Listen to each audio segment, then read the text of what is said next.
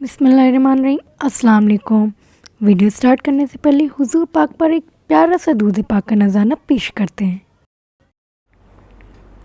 اللہ سبحانہ تعالیٰ نے ساری کائنات میں سب سے زیادہ خوبصورت حضور پاک صلی اللہ علیہ وسلم کو بنایا تھا۔ جیسا کہ حضرت عائشہ رضی اللہ تعالیٰ عنہ کا فرمان ہے کہ مصر کی عورتوں نے حضرت یوسف کو دیکھ کر اپنے ہاتھ کاٹ لیے تھے۔ اگر وہ میرے حبیب حضور پاک کو دیکھ لیتی تو شاید اپنے سینوں پر چھریاں مار لیتی۔ حضور پاک کی ساری خوبصورتی اتر کر حضرت فاطمہ کے اندر آ گئی تھی، اس لیے جو بھی حضرت فاطمہ کو دیکھتا تو حیران رہ جاتا، کیونکہ حضرت فاطمہ کے پاکیزہ اخلاق اور ان کی خوبصورتی کے چرچے ہر زبان پر رہتے۔ حضرت فاطمہ کی پیدائش حضور پاک کی نبوت کے اعلان کے 5 سال بعد ہوئی۔ اس وقت مکہ کے کافر حضور پاک کو دن رات پریشان کرتے تھے اور آپ کے گھر کے سامنے کوڑا ڈال دیتے تھے۔ آپ صلی اللہ علیہ وسلم باہر نکلتے تو وہ ظالم سر پر مٹی پھینک دیتے اور کبھی آپ کو پیچھے سے دھکا دے کر گرا دیتے۔ حضرت فاطمہ دھیرے دھیرے بڑی ہو رہی تھیں اور اپنے والد حضور پاک پر پڑنے والی ان سبھی مصیبتوں کو اپنی آنکھوں سے دیکھ رہی تھیں۔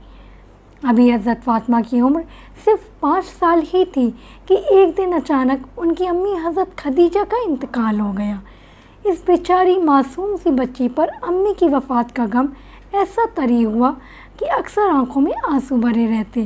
حضرت خدیجہ کی وفات کے بعد حضور پاک کی پریشانیاں اور زیادہ بڑھ گئیں، کیونکہ حضرت خدیجہ کی وفات سے کچھ ہی دن پہلے آپ صلی اللہ علیہ وسلم کے سب سے ہمدرد چچا ابو طالب کی بھی وفات ہو گئی تھی، اور اب آپ کی پاکیزہ بیوی جنہوں نے ہر مصیبت میں آپ کا ساتھ دیا تھا، وہ بھی آپ کو چھوڑ کر چلی گئی تھیں۔ حضرت خدیجہ رضی اللہ تعالیٰ عنہ کی وفات کے بعد حضور پاک پر ذمہ داریاں اور زیادہ بڑھ گئیں، کیونکہ ایک طرف 4 لڑکیاں تھیں جن کے کھانے پینے کا بھی انتظام کرنا رہتا تھا، تو دوسری طرف نبوت کی وہ عظیم ذمہ داری تھی جسے لے کر آپ صلی اللہ علیہ وسلم اس دنیا میں تشریف لائے تھے، اور آپ کی زندگی کا مقصد اس ذمہ داری کو پورا کرنا تھا اور ساری دنیا کو بتانا تھا کہ صرف ایک اللہ ہی ہے جو عبادت کے لائق ہے، باقی سارے معبود جھوٹے ہیں۔ اللہ نے حضور پاک کو 4 پاکیزہ بیٹیاں عطا فرمائی تھیں، جو کہ ہر مصیبت اور غم میں بہت صبر کرنے والی اور اپنے والد حضور پاک کا ساتھ دینے والی تھیں۔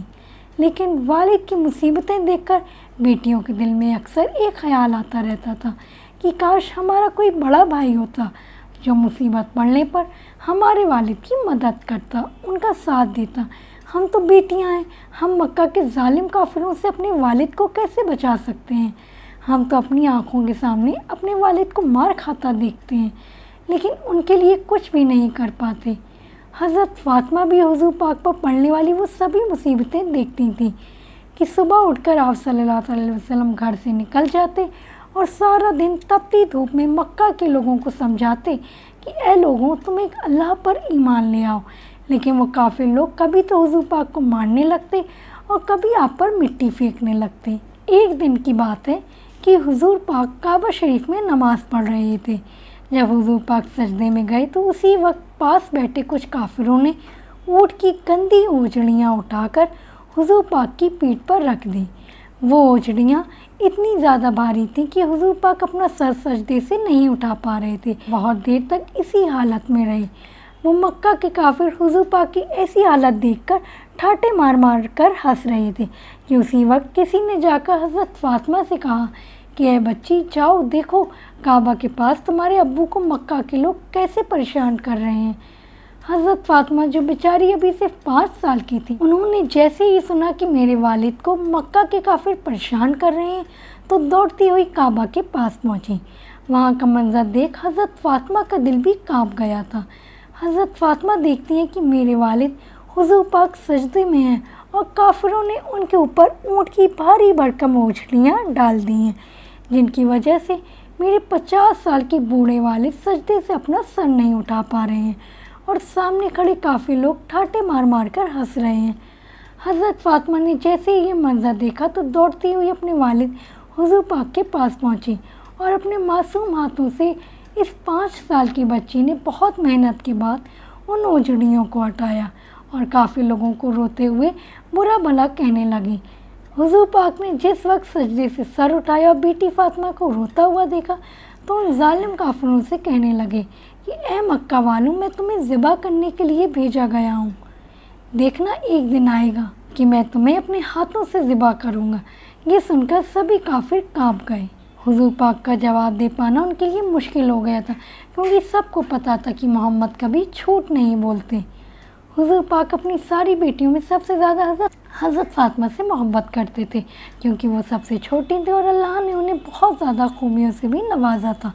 हुजूर पाक फरमाया करते थे कि ऐ लोगों, मेरी बच्ची फातिमा मेरे जिस्म का टुकड़ा है। जो उसे खुश करेगा उसने मुझे खुश किया, और जो उसे नाराज़ करेगा उसने मुझे नाराज़ किया। वाक़या कैसा लगा कमेंट्स में ज़रूर बताएं। अच्छा लगा तो लाइक करें, फैमिली और फ्रेंड्स में ज़रूर शेयर करें।